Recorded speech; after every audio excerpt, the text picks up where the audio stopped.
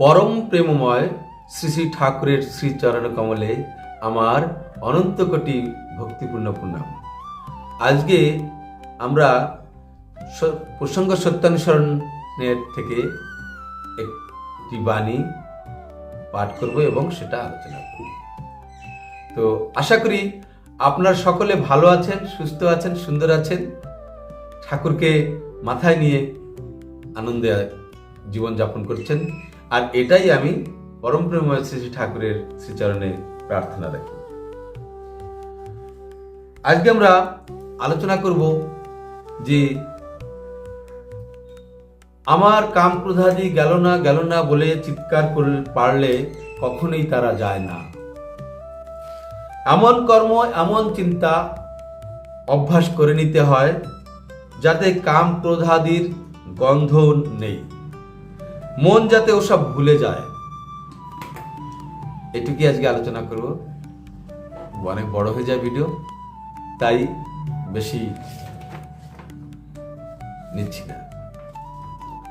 তাহলে কাম ক্রোধটা কি? কাম ক্রোধ হচ্ছে ষড়রিপুর মধ্যে দুটো রিপু, তাই তো?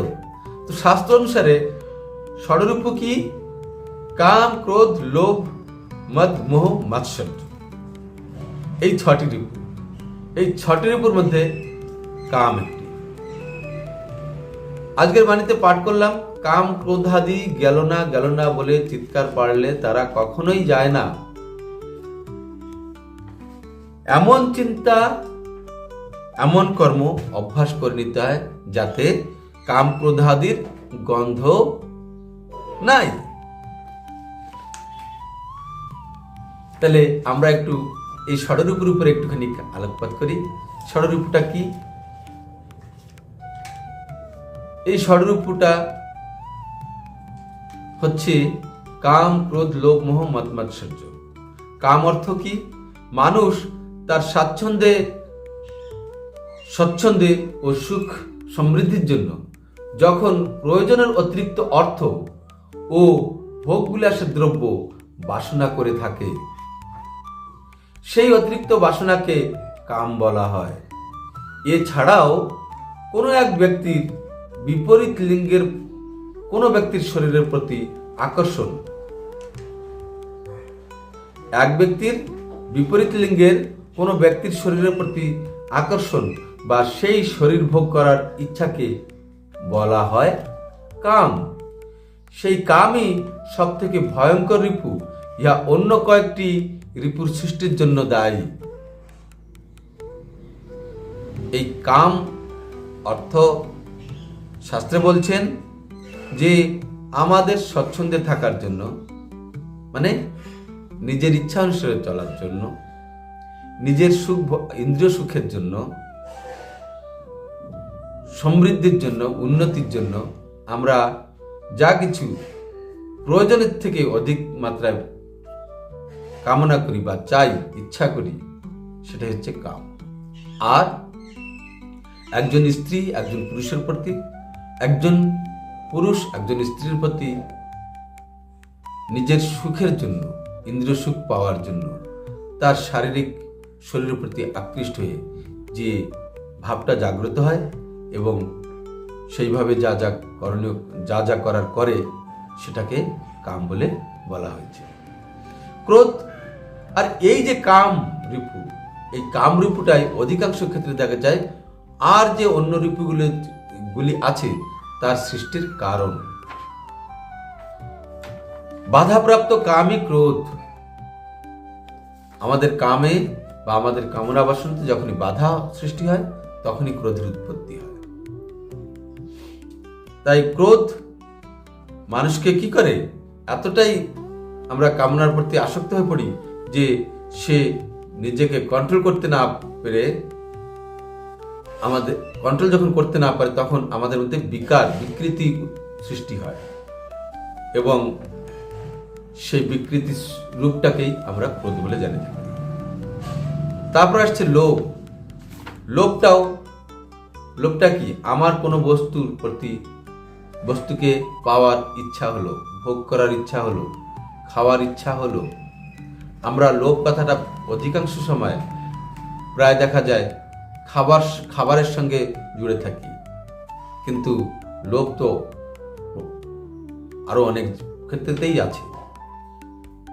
তাই এই লোভটা যখন আমাদের মনের মধ্যে কিছু পাওয়ার ইচ্ছা সঞ্চালিত হয় এবং সেই ইচ্ছাটা অনুচিত জেনেও আমরা সেই পথে এগিয়ে যাই, সেই রূপটাকেই লোভ বলে আমরা বলে থাকি। মদ অর্থাৎ অহংকার, নিজের তুলনায় আর সবাইকে ছোট দেখা, নিকৃষ্ট মনে করা, নিজেকে উৎকৃষ্ট মনে করা, এটাই হচ্ছে অহংকারের কাজ। অন্যকে তুচ্ছ তাচ্ছিল্য করা, এগুলি হচ্ছে অহংকারের কাজ। তাই এটাকে মদ বলা হয়। মোহ, আমাদের যে ব্যক্তির বা যে বস্তু যতখানি আমাদের প্রয়োজন তার থেকে বেশি তার প্রতি আসক্তি, অতিরিক্ত আসক্তি কোনো বস্তু বা কোনো কিছুর উপরে, সেটাকেই মোহ বলা যায়। কোনো বস্তু বা ব্যক্তির প্রতি নিজের স্বাভাবিক অধিকার মনে করে এবং তাকে অন্য কারোর অধিকার হতে না দেওয়া, যাতে না হয়ে যায়, এই যে মনোভাব, এটা আমাদের মোহ থেকে জাগ্রত। মোহ। মাৎসর্য হলো ঈর্ষা, পরশ্রী কাতরতা। অন্যের উন্নতি আমরা দেখতে পারি না, এই যে মনোভাবটা, অন্যের উন্নতি দেখলে আমাদের খুব কষ্ট হয়, এটাই হচ্ছে ঈর্ষা। আর এই ঈর্ষাকেই মাৎসর্য বলে থাকি। তাহলে এইসব জিনিসগুলি আসছে কোত্থেকে, সৃষ্টি হচ্ছে কোত্থেকে? অধিকাংশ এই কামনা থেকে, কাম থেকে। তাই শ্রী ঠাকুর বলছেন, আমরা অনেকেই আমার কাম ক্রোধাদি গেল না এরকম ভাবে কান্না করে থাকি। আমার কাম ক্রোধাদি নিয়ে যাও এরকম বলে থাকি অনেকে। তো এমনি ভাবে কান্না করলে বা চিন্তা করলে কাজ হবে না, প্রার্থনা করলে এমনি ভাবে কাজ হবে না। তাই শ্রী ঠাকুর পরম প্রেমময়, পরম দয়াল, তিনি বলছেন, আমার কাম ক্রোধাদি গেল না বলে চিৎকার করলে তারা কখনোই যায় না। এমন কর্ম চিন্তা অভ্যাস করে নিতে হয় যাতে কাম ক্রোধাদির গন্ধ না থাকে। তার একটা ছোট্ট একটা উদাহরণ দেবো। পরম পূজ্যপাদ শ্রী শ্রী আচার্যদেব একবার বলছেন, রোগ থেকে মুক্তি পাওয়ার একটা উপায়, রোগ সেরে যাবে কিভাবে? আমরা দেখে থাকি কোন সংসারে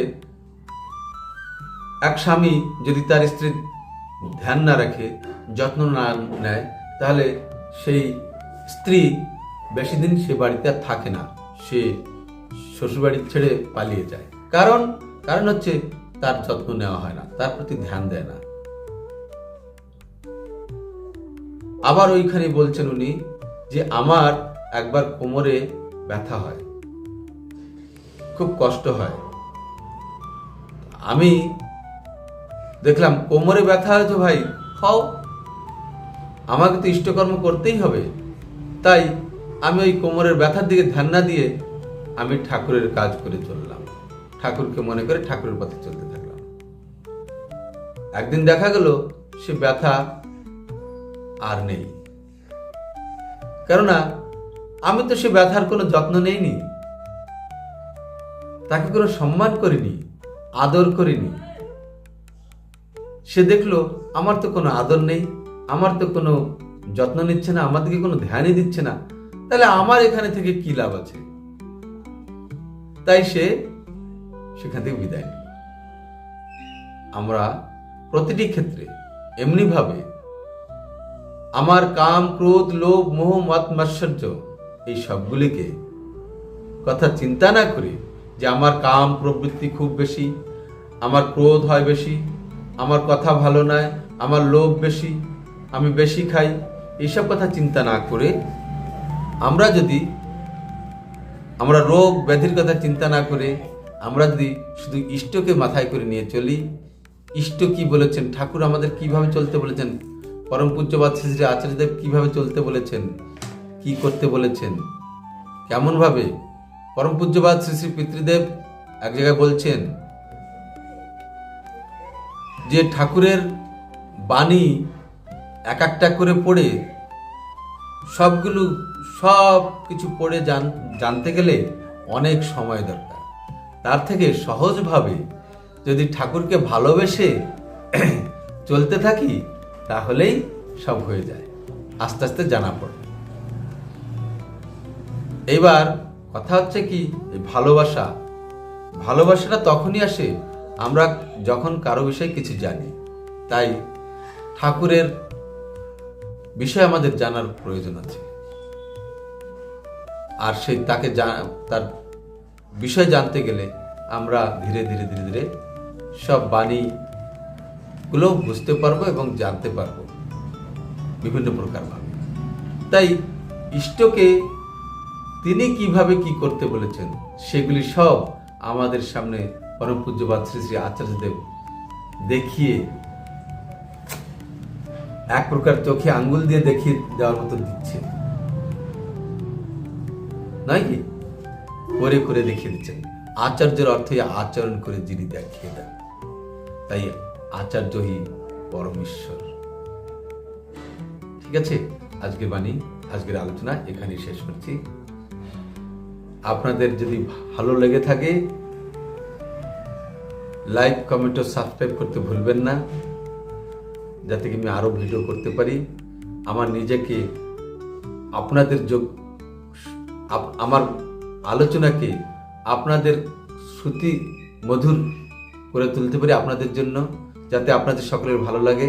সেই চেষ্টা করে আরো ভিডিও করে আসব, এটাই আমার আপনাদের কাছে একমাত্র নিবেদন।